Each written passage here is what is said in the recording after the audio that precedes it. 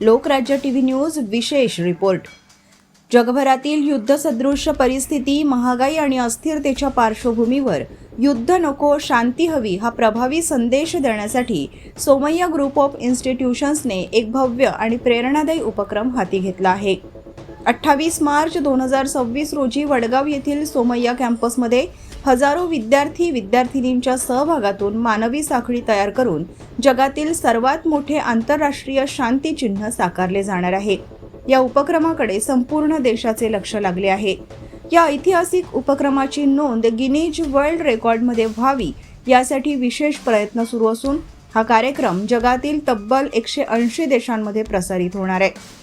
America, Israel आणि Iran यांच्यात वाढत चाललेला तणाव आणि संभाव्य तिसऱ्या महायुद्धाच्या भीतीच्या पार्श्वभूमीवर चंद्रपूरमधील विद्यार्थी शांततेचा जागतिक संदेश देण्यासाठी पुढे आले आहेत।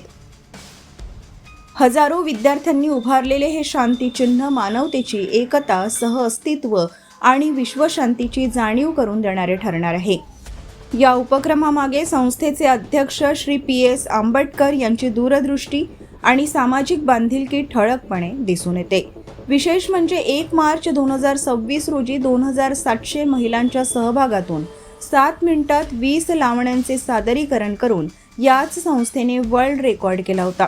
आता अवघ्या 1 महिन्यात दुसरा विक्रम करण्याच्या दिशेने संस्था वाटचाल करत असून हा उपक्रम केवळ विक्रमापुरता मर्यादित न राहता संपूर्ण जगाला शांतता आणि एकतेचा प्रभावी संदेश देणारा ठरणार आहे। त्यामध्ये आता इराणवर इस्रायल आणि अमेरिका अटॅक करून वार सुरू केला आहे। त्या वारच्या संबंधातून काही शांततेचं प्रतीक बनवून किंवा शांतता राखावी, पूर्ण जगामध्ये शांततेचा संदेश द्यावा, त्या अनुषंगाने जागतिक शांतता चिन्ह वर्ल्ड पीस सिम्बॉल तहत मानवी साखळी तयार करून आपल्या चंद्रपूर जिल्ह्यातून हा मेसेज इराणला आणि अमेरिकेला आणि इस्रायलला देऊ इच्छितो आम्ही।